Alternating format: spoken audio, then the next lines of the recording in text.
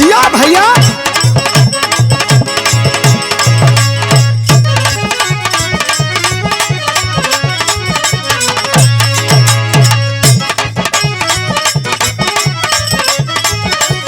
अरे वाह अरे मास्टर साहब वाह।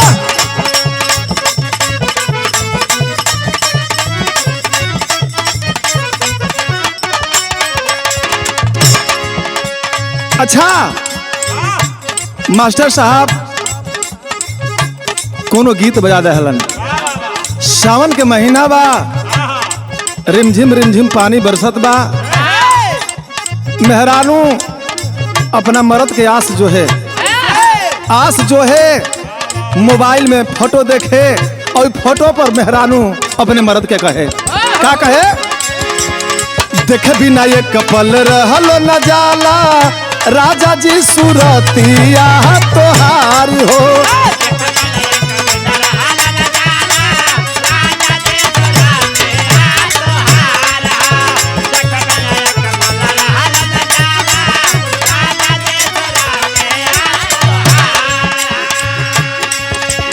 भीतर भीतर गद गद रही सुन के, भीतर भीतर गद गद रही सुन के, मीठी मीठी बतिया तोहार हो।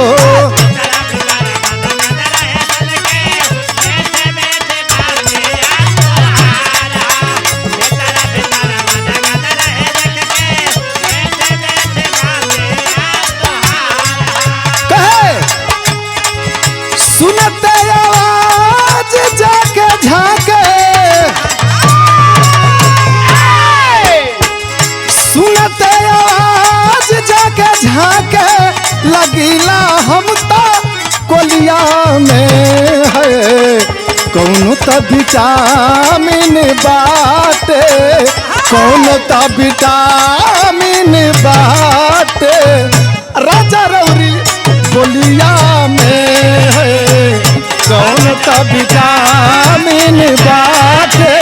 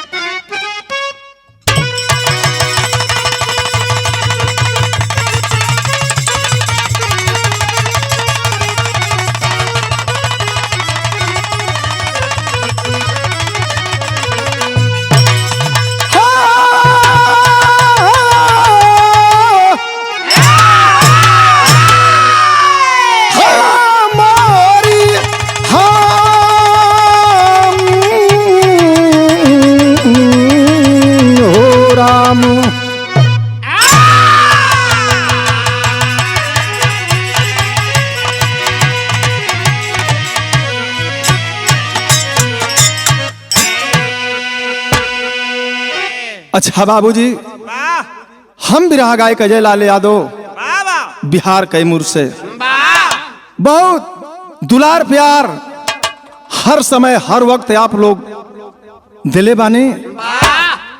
और यह वीरेंद्र सिंह यादव किरण म्यूजिक कैमूर मोहनिया आप भैया के स्टूडियो में एक हास्य रस के बिरहा आप लोग के बीच में हम भेज रहा बानी। कहानी तो बड़ी होखेला और जहां तक कहानी के बात रह गई तो बिरहा के मेन चीज कहानी है। कांड के भाई कांड के आप लोग आनंद लेव, जरा भैया तन के साथ चुटकी बजा के हंसे के हुई भदरिया मुस्किया के हंस ले। एक बिरहा और बिरहा का शीर्षक होगा फतिंगन राजा जिंदाबाद। तो आप हमारे बड़का भैया वीरेंद्र सिंह यादव के देख रेख में ही कैसेट आप लोग के बीच में हम भेज रहा बानी।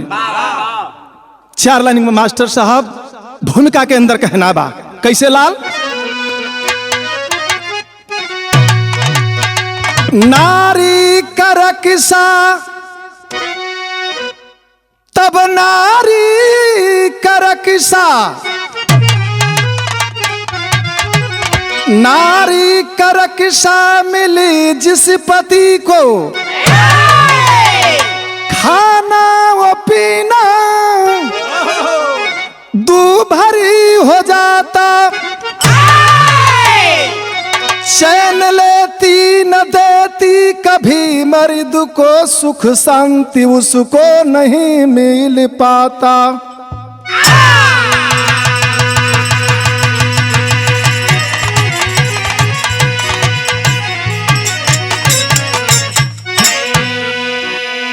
फतिंगन रहा एक बस्ती के अंदर, रही घर में दुल्हन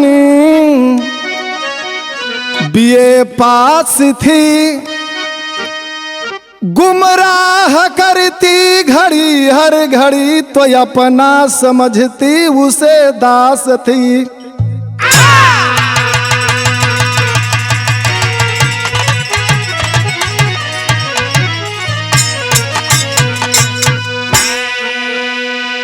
आप लोग के बीच एक बात बता देना चाहता हूं, चाहे सतयुग हो, द्वापर हो, त्रेता हो या कलयुग हो,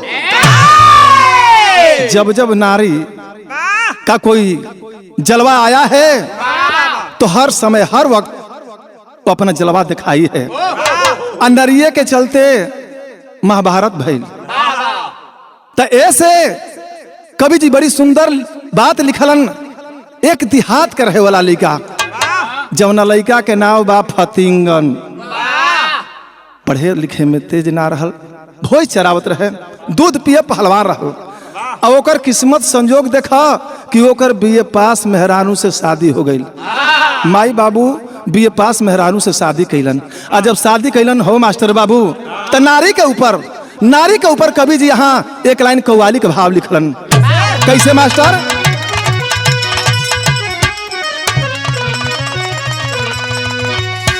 बड़ी पुरान गीत बा कि अरे तुम जो चले गए तो होगी बड़ी खराबी, होगी बड़ी खराबी।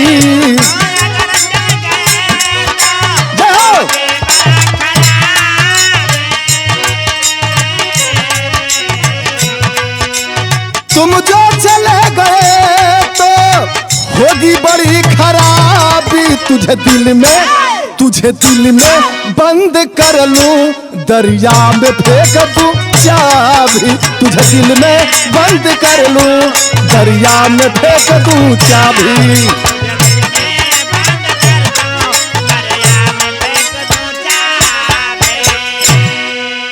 लेकिन भैया हो, बाबू हो, चाचा हो, नारी अगर नारी चाह जाए तो घर के संवार दी, घर के आबाद कर दी। अगर मेहरानू चाह जाओ घर में तो बर्बाद कर दी, उजाड़ दी। नारी के ऐसा महत्व बा शुरुए से। तो कवि जी नारी के ऊपर भाव लिखलन। कैसे मास्टर बाबू?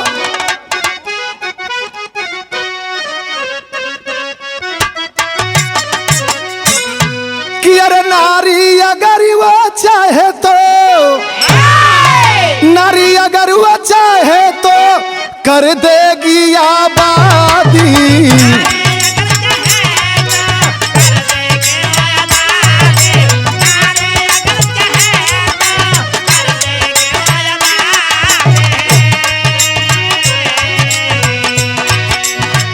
कि अरे नारी अगर वो चाहे तो ए बाबू कर देगी आबादी। नारी अगर वो चाहे तो, नारी अगर वो चाहे तो कर देगी बर्बादी। नारी अगर वो चाहे तो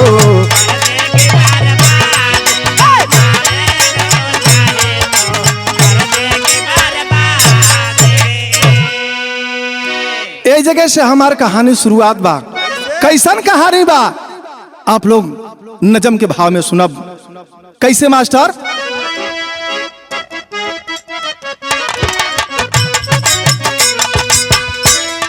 गौना बिया हो गई फतिंगन राजा के, मेहरानू घर में आ गई। भैया हो, पहलका रात सुहाग रात मनावे जब गई ओ फतिंगन के दोस्त जवना दोस्त के नाम बा कन्ना कन्ना रहल। आ जब सुहाग रात मनावे गई दुआरी पर गई पहला गेट पर गई डांट कर मेहरानू कहलस व्हाट इज योर नेम।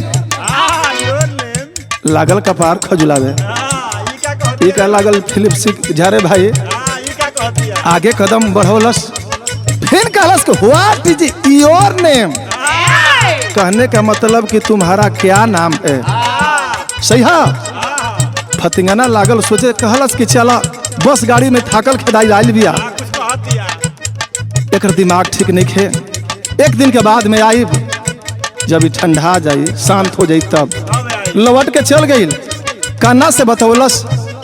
कन्ना कहलस ई बात बा अतः हाँ लेकिन मेहरानू कहे का कहे फतिंगन को दुल्हन ने बेकार कर दिया।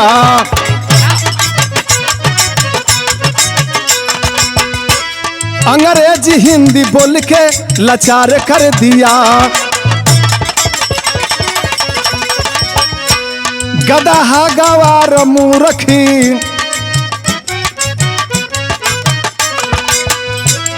गदहा गवार मूर्ख बिल्कुल बलाया नारी।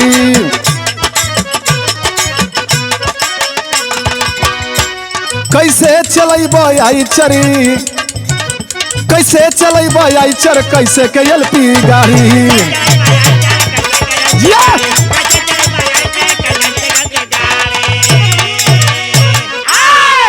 कहलस कि तुमसे एक सिलेंडर वाली आइचर गाड़ी नहीं चल सकती है तो 16 चक्का के एलपी गाड़ी तुम कैसे चला सकते हो।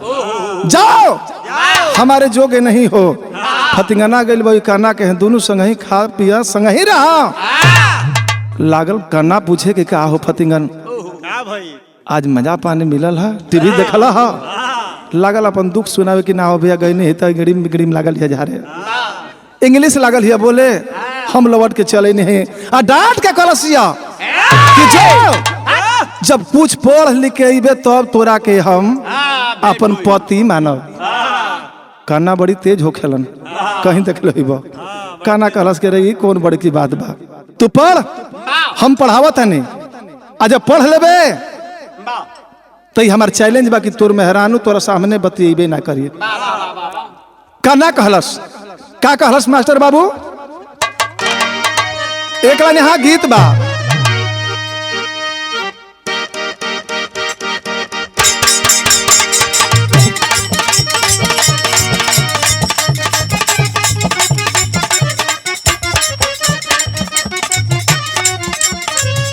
यह गीत के लाइन बा दर पूजा लगेला केहू के शादी बियाह होखेला दर पूजा लगेला आ जब दुल्हा जब अगना में जाना शादी होखे लगेला तो माँ उमंग होखेला चाहे बूढ़ हो चाहे जवान हो। सखी लोग गीत गावेली का गीत गावेली मास्टर बाबू सास बोले कड़ुई बोली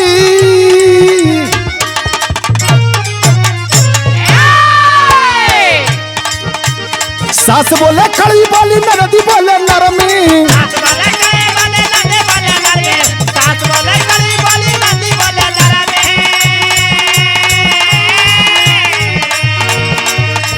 सास बोले कड़वी बोली और नरदी बोले नरमी। तनी हटके बैठा दुल्हा तनी हटके बैठा दुल्हा दुल्हन के होला गरमी तनी हटके बैठा दुल्हा।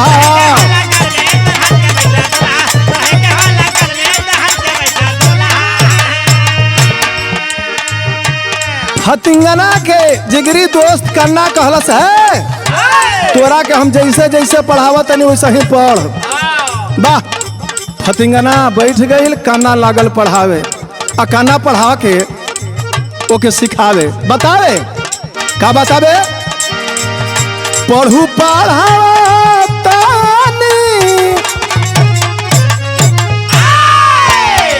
पढ़ू पढ़ावा तनी निक पठावा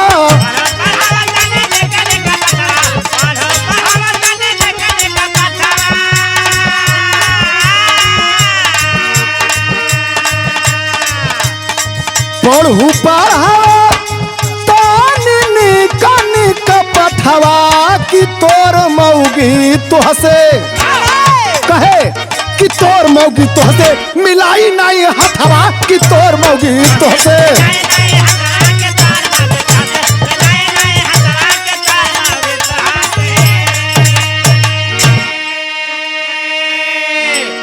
तोर मेहरानू आज से तोरा से ना बतियाई बढ़िया से चूंकि पढ़ मन से बा काना पढ़ावत बा फतिंगना पढ़त बा एमा ओमा के दिहल पाठवा पढ़ाई रामा। वीरेंद्र भैया तनी सुनो ध्यान से बिरहा के हिंदी अंग्रेजी बोले दिहल सिखाई रामा।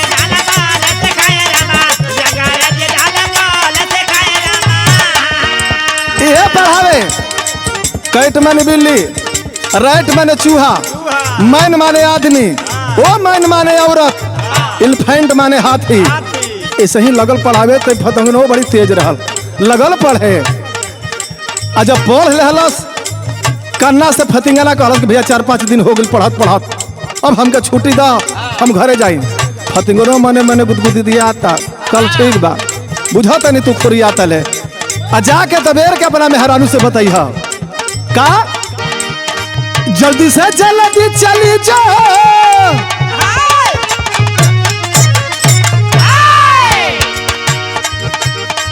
जल्दी से जल्दी चल जा तू अपने घरवा।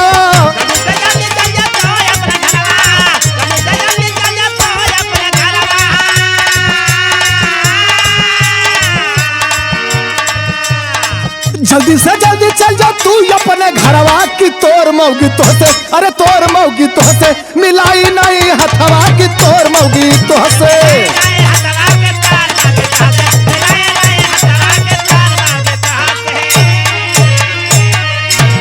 भैया हो फतिंगना जब पढ़ ले हलस उदल जोधन भैया दबेर के न गई घरे हो जाके एकदम जन बात पहले ही से सेंट मार उड़ के ठीक गल छतियात पहलका गेट पर लात फैलस। मेहरनुआ सोचत ही मने मने के ये भाई कि पहले ही से चला कर कि कहा हमसे भूलौले रहा का। रास्ता में चलल बा घरे पहुंचाता है जब गेट पर पहुंचल तो कवि जी टेरी के भाव लिखलन कैसे मास्टर साहब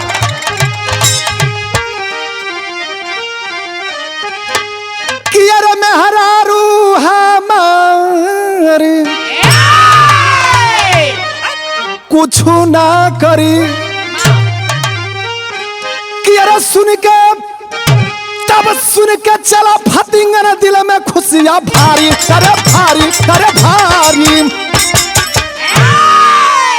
मेहरारू हमार कुछ ना करी सुन के चला फतिंगन दिल में खुशियां भारी। भैया हो द्वारी पर गइल बा अजय वही गइल बा घर में लात दहिना डलस अजय पैर बढ़ौलस तो डांट के कहलस मेहरानू के का कहले बा मास्टर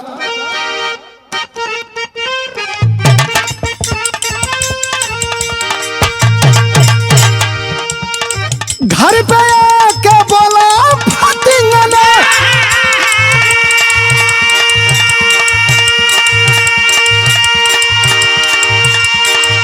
ए बाबू मेरी वाइफ फटकम तू ही अरे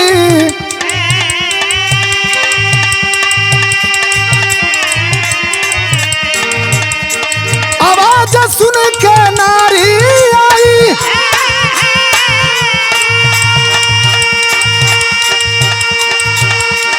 इस पिक व्हाट मिस्टरी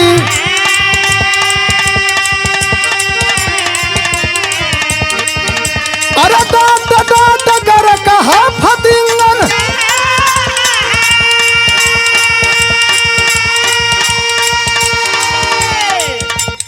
अभी अभी की भमीवा तरी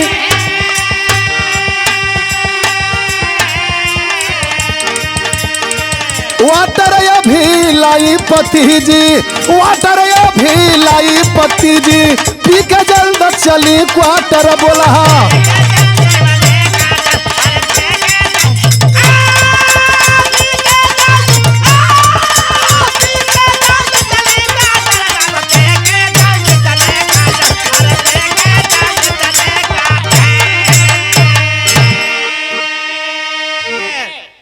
अभी अभी गिव वाटर, बाहर दिमाग,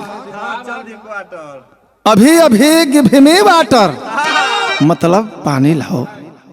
वाटर अभी लाई पति जी, पी के जल्द चले क्वार्टर। अरे हमार रजाऊ, अरे वाह, कहिया ले तू पढ़ले रहा, कहलस कि तोरे ना जानत रहा कि तू बीए पास है तो हम एमए कैले हैं। फर्क इतने रहा कि तू नया नया आई रही है तो सोचे नहीं का उतना हम तो के कहीं तरक करी। चली चली ठेठ भाषा में बता दी आप लोग कि गया है वो फतिंगन कहा बेड पर। बड़ी सुंदर से सुहाग रात बनल, लेकिन सुहाग रात बनावे से जब पहले मेहरानू पैरों कर दबावे लागल। हर पत्नी के कर्म होखेला, धर्म होखेला। जब पैर दबावे लागल मने मने सोचल तिया मेहरानू किरटंत विद्यावंत नहीं, चपंत भोजन पचंत नहीं। ये हमार मरद के उके सिखावल इतने जानता कि सही में ही पढ़ल लिखल बा। वो जंग एक ठे बात कहलस, पैर दबावत या कहलस कि अच्छा ए हमारा जब कहलस फतिंगना हाँ बोलो बोलो, कड़ी हिंदी बोलता, अब देहाती भोजपुरी नहीं बोलत। हाँ बोलो। अच्छा ही बतलाई कि हम कगो रोटी बनौले रहनी है रात के, लागल कपार खजुलावे। ये काना सिखौले रहा तो हम इतना बात कह देने।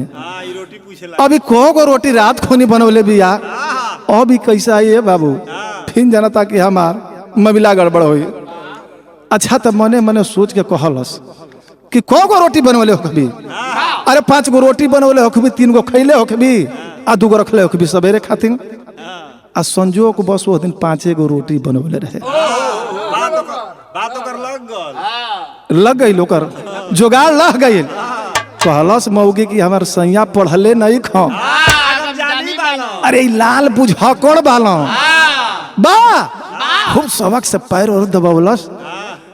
रात भर अपन टीवी देखलस, रिमोट दबा के। सुबह भइल बा 6 बजल बा, आ जब वही लोटा के पानी ले ले बा हो भैया क्रियाक्रम करे खातिर निकलल बा सिवान में। आते वही वो गांव के धोबी बेचारा, एक जात धोबी खचड़ गदहा 16,000 के खरीद ले बा। आ रतिये में ओकर गदहवा गायब बा। आके पूछलस फतिंगन भैया बड़ी हम दुख में बानी।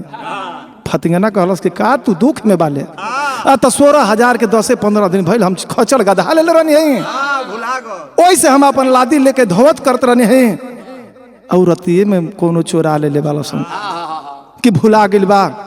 गरीब आदमी भैया मर जाए, ये जाने ना कि तू लाल बुझकड़ हुआ, जाने ला तनी बता देता। फतिंगना कहलस ऐसा कुल चीज तो हम बहुत जल्दी बताई ना, लेकिन रुक जो पहले क्रियाक्रम होके आई तब तो नहा ले। आ जब नहा ले पूजा पाठ कर ले तब तोरी बतिया हम बता दे। लेकिन धोबिया रो रो के फतिंगन भैया से कहे, फतिंगन राजा से कहे, क्या कहे हो बाबू तर्ज बा।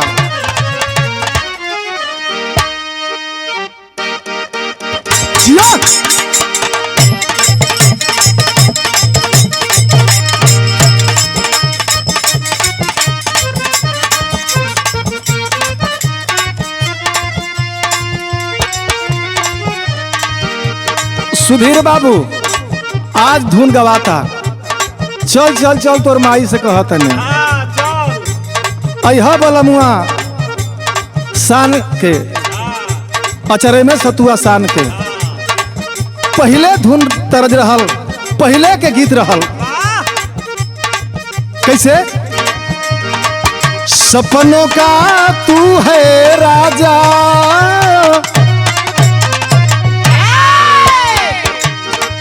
सपनों का तू है राजा, मेरा दिल का हो राजी कुमारी।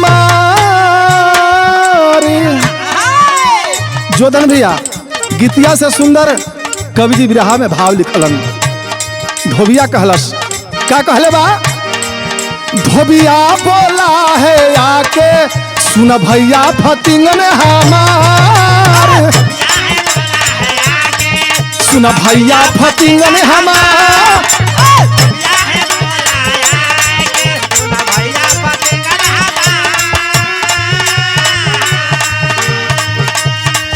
हम सभकर पवनी हई, हम सभकर पवनी हई, या जगदहा भुलाइल हमार।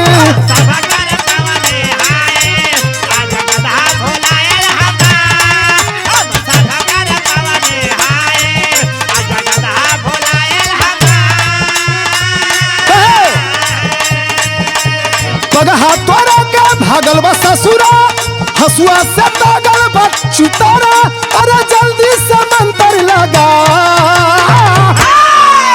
बता भैया जल्दी बता, जल्दी बता।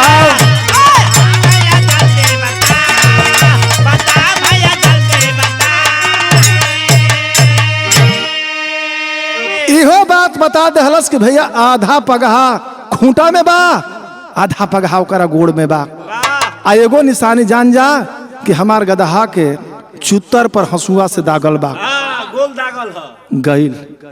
गईल लोटा के पानी लेके बैठ गईल, क्रियाक्रम करत बा, ऊख के खेत बा। आ जब क्रियाक्रम करत बा वही उखिया के खेतवा में धोबिया के गदहावा लुकाई रहे, माँ के दिन बा। जब एक आवाज सुनलस, उहो गदहा जौन बाटे तहन वही में लागल हड़ हड़ हड़ हड़ ऊख बजावे। सोचा था फतिंगना कि करना पढ़ा दिलस तो मेहरानू से पास हो गई ने। आई जौन बाटे तवन ऐसा सवाल कैलस कि हम बहुत बड़का तो विद्वान नहीं खी, लेकिन अब कैसे बताई एकर गदहा। आ संजोग बस शंका पर गईल, देखलस तो उखिया के खेतवा में ओकर गदहावा घूमत बा। पूरा तजवीज लेहलस से आइल, 5 गो अगरबत्ती लेके झूठे के बढ़िया से पूजा कैलस। जय हो भगवान, तैयार हो जा। धोबी बैठल है, 2-4-10 आदमी और बैठल हुन। आ जब पूजा करत बा, हो बाबू सोच समझ के कहलस कि जो तोर गदहा के केहू चोरौले नहीं खे, तोर गदहा वही ऊख के खेत में बा। गरीब आदमी गईल दौड़ल दौड़ल, आ जब देखलस हो गदहवा के बड़ी करेजा हरियर भइल। धोबी जात बेचारा गरीब, मैं गांव जवार में सोहरत मचा दे हलस के जवार में, यही इलाका में अगर कोई विद्वान बा तो ओकर नाम बा फतिंगन भैया। उनकरा से बड़ विद्वान कोई नहीं खे। आ वही समय भैया देखई हल्ला करत बा, कहत बा। तब तक वो क्षेत्र के जे राजा बा, ओकर मेहरानू के हार चोरी गई बा। बड़ी परेशान हो राजा साहब। पहपट के लाइन बा, कैसे मास्टर?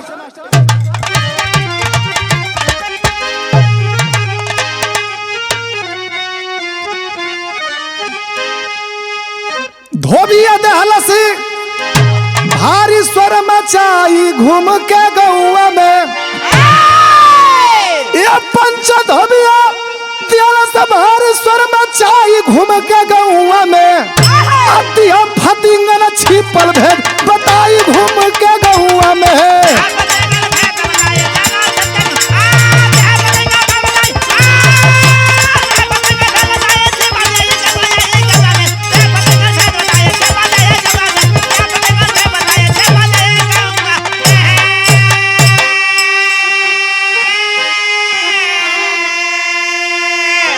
चारों ओर जवार में सोहरत मचौले बा कि अगर केहू लाल बुझक्कड़ ह, कोई विद्वान है तो क्षेत्र में जेकर नाम हो फतिंगन भैया। राजा साहब के मेहरानू के हार चोरी गई हो। राजा साहब सिपाहीन के खबर देहलन, जाओ फतिंगन नाम का एक लड़का है, उसको बुला कर लाओ। कचहरी में बैठौले हुन। आ कचहरी में बैठा के राजा साहब कहत हुन, का मास्टर कि तब राजा के रानी के चोरी गईल हरिया, अपना कचहरिया।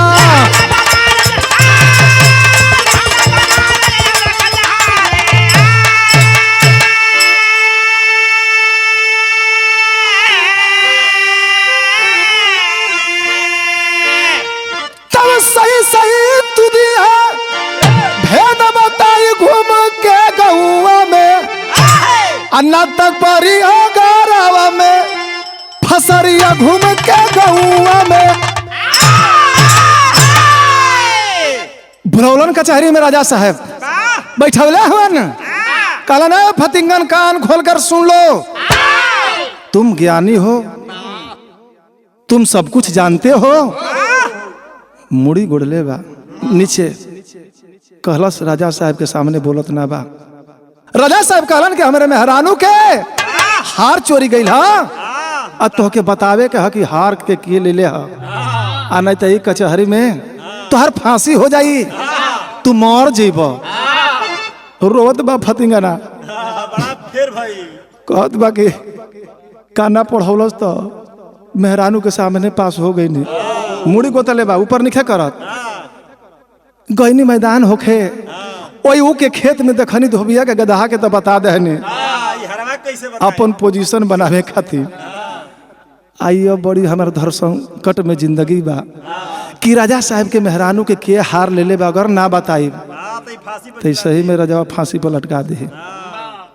फतिंगना बैठल हा, राजा साहब के 4 बजे कचहरी खत्म भइल हो, आदेश देहलन कि खाना ला कर दो, पानी दो, भोजन ओकर घुटाता। अच्छा तो जरा मुँह के होखेला, कहता कि सवेरे तोहरा मुँह के बटले बा, तो भोजन निकला हो भैया। मने मने सोचत बा कि अब हम करी से का करी भैया हो। 12 जब रात बजल बा, वही फतिंगना वही कचहरी में बैठल बा, अब बैठ के सोचत ह का सोचल हो बाबू। अल्लाह के भाव है राम,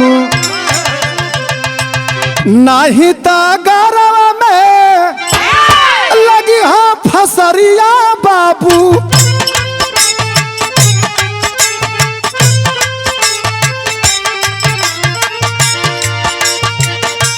तोहरा जिंदगी हो जाई हो बेकार,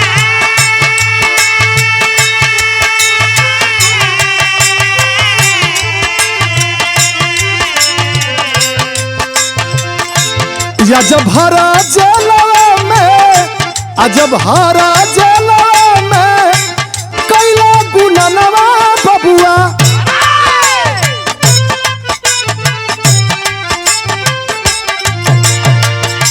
होता सवेरवा तू पतई हई जहार,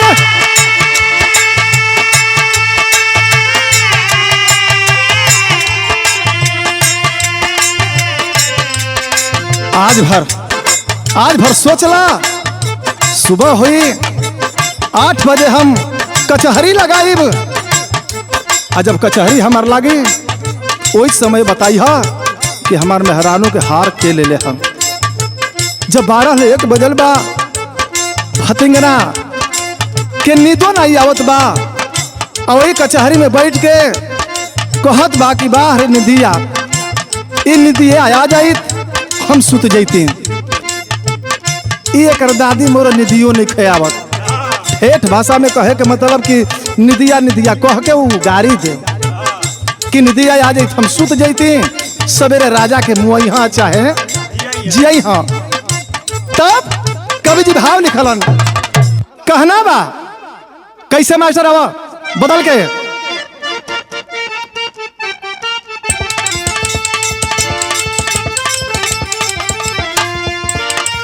भैया हमारा राजा के,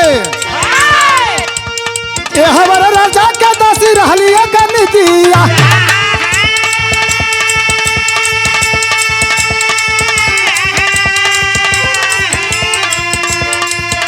बाबू जेलावा के खिड़की से देखा खेलावा,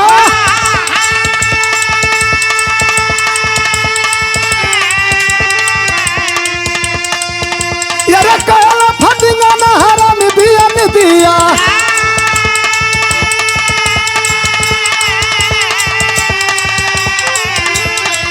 भैया तनिको न बुझल दरा दिया हमा।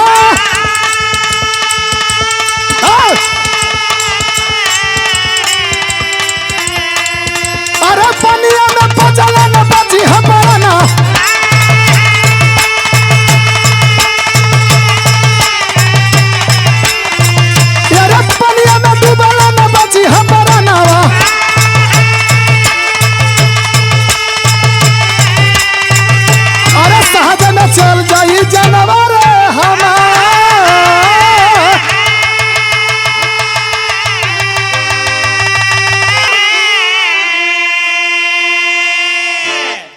रात भर निदिया निदिया कह के हाँ, फतिंगाना उल्टा सीधा गाड़ी देले बा बोलले बा।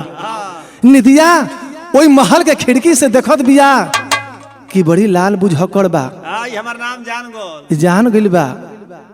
ऐसे राजा साहब के मेहरानू के हार तो हम ही चोरौले बाने। हाँ, आई सवेरे कहीं निदिया निदिया गाड़ी देता, अगर सवेरे कहीं कचहरी में बता दहला से हाँ, तो हमार फांसी हो जाई। तो ई बच जाई नतिया के बेटा हमार फांसी हो जाई। हाँ, हाँ, 3 बजे भोरे में धीरे से निकल के सुनसान रात बा गइल कहाँ फतिंगना के हाँ, जाके कहल से ए बेटा फतिंगन लागल ऊपर में मुड़ी उठौलस कहल से आए तू कहाँ से?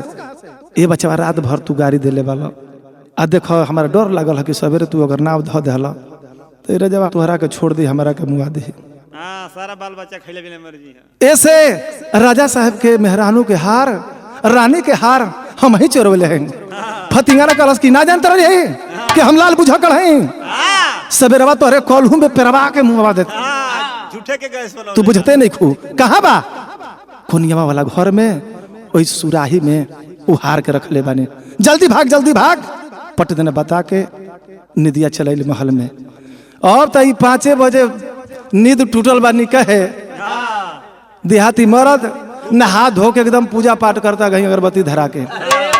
राजा साहब जब कचहरी में अलन रजवा सोचत कि ये मर्दे ये सही में जान गइल बा का हो। रात भर में एकर दिमाग काम क गइल बा। बैठलन राजा साहब कचहरी में ठीक कहलस फतिंगन राजा साहब तोहार औरत लड़बराह बिया। हाँ, लुबुराह बिया। हाँ लुरबुराह ये नहीं जानकारी की कौन सामान कहाँ हम रखतनी केहू हार के निखे चोरवले। हाँ, एकरा तुहार रानी के हार वही कुनियमा वाला घर में सुराही में बा। इनकर ख्याल भुला गइल बा रख के चलाइल वाली सिपाही के आदेश देहलन गईना सिपाही जब देखत हो तो ई कुनियमा वाला घर में सुराही में हार रखल बा। बड़ी खुश भेल राजा हो। राजा कहलन कि वाह वाह बेटा वाह बारे फतिंगा। ये तो बहुत होनहार लड़का बा। लेकिन राजा के 2 गो तलवार हो खेला। कहलन कि सही में जब जनते बा तो राजा साहब गइलन बगलिया में अब बगलिया में जाके एगो मुठिया में फतिंगा धलहलन आ कहलन कि ए फतिंगन आखिरी सवाल अगर भी बता देबो कि हमारा मुट्ठी में का बा तब तो होके जानब कि लाल बुझकड़ वाला धाक देन करे जबे हाँ, दादा। बजर जैसे गिरेला हो बाबू। फतिंगा के। कहलस आई है अब कैसे बताए? कन्ना पढ़ौलस मेहरानू से पास भईने गईनी क्रियाक्रम करे थे धोबी के गदहा बतौने निदिया बता देहलस तई राजा साहब के मेहरानू के हार बता देहने। अब तई राजवा मुआ दी सोचत बगुनत बा आखिरी लाइन में कहलस क्या राजा साहब कान खोल कर सुन लो आप राजा हैं हम तो किसी फकीर का बेटा हूँ मैं गरीब का बेटा हूँ। हाँ, प्रजा है। हाँ, लेकिन जब तुम्हारा कचहरी में हम अइलही बानी तो कान खोल ला हमार बात के सुन ला। राजा साहब तेरे मुठिया कैले हुवन का बा माँ फतिंगा आयर फतिंगा डांट के कहलस दबेर के कहलस कि मरता क्या नहीं करता जब हमारा मुँह के बाद तब कोची अब डर बा कहलस आखिरी दाव लगौले हा कैसे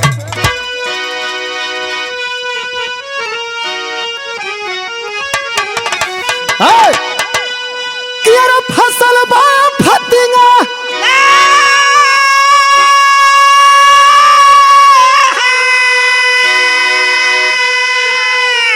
ये राजा तोरा मुठिया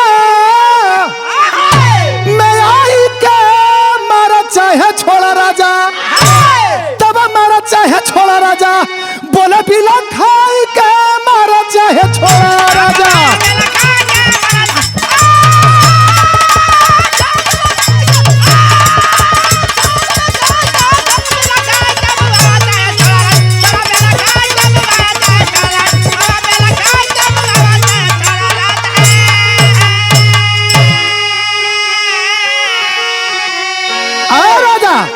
आप राजा हैं किसी मैं फकीर का लड़का हूँ। अरे तोहरे कचहरी में आइल बानी तो एगो सवाल नहीं 10 गो पूछबा लेकिन जब फतिंगाना आ गइल बा तोहरा कचहरी में तो मुआव चाहे जियाव कहलस कि अगर कहीं बाहर रहती तो भगियो पर आ जाती तो अपने जिंदगी के बाद कहलस कि फसल बा फतिंगाना तोहरा मुठिया में आई के आई के हमारा चाहे छोड़ा राजा बोले भी लिखाई के राजावा सोचा था कि ये मर्द हमारा मुठिया में फतिंगा बटले बा आई सारे कहत बा कि फसल बा फतिंगा ना तोहरा मुठिया में आके हमारा चाहे छोड़ा राजा बोला बिला इस सही में फतिंगा ले बनी बा तुरंत मुठिया खोललन हो वो चकमकात बा सही लह गइल का ये भाई फतिंगे ले ले का सोच गइलन कि एकरा से बढ़िया हमके दामाद कहीं ना मिलियन राजा साहब के एक इकलौती लड़की धन दौलत मालिक अपार दिले हुन हो बाबू राजा साहब बुलौलन फतिंगन के अब बुला के एक ठे काम किलन का कैलन कि तब होई के लाचार राजा बेटी की विदाई ए बाबू हाथी घोड़ा धन दौलत से कैला सेवकाई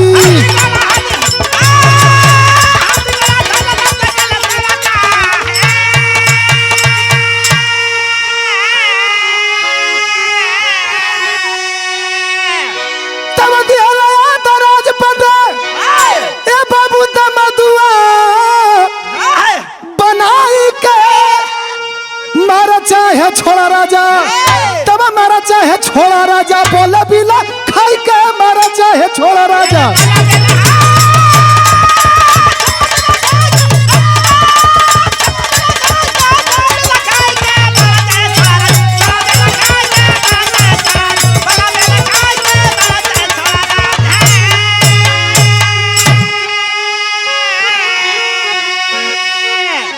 हे उदल राजा सोचो तो एकरा ले बढ़िया दामाद कहाँ मिली शरीर के सुघर बटले बा मुंह चेहरा कर बढ़िया है कौनो किसान के बेटा बतका लेकिन बहुत लाल बुझकड़ बा एक लौती लड़किया के राजा साहब आधा धन दौलत दे के अब बड़ी खुशी से फतिंगाना के शादी कैलन आया है लिया के जब दूसरकी मेहरानू गइल घरे पहली थी कहती अरे ये कौन आने आ गइल हो बाबू चौकठे पर खाड़ बिया एक डांट के कहलस फतिंगा बा तू नहीं जानता लेकिन हमारे पहले ही से जौन बात हम बहुत तेज तरार आदमी रहने शादी हमारे पहले ही एगो कैले रहने वो फतिंगना दूगो में हरानू के उ मर्द बनल बारे फतिंगन देहात के लेकर रहे वाला यही से हमारे बिरहा के शीर्षक रहल फतिंगन राजा जिंदाबाद। गुरु बिहारी राम जतन गुरु मसई स्वर्ग में डोले सोमनाथ कवि मारकंडे हीरा जी जय जय बो।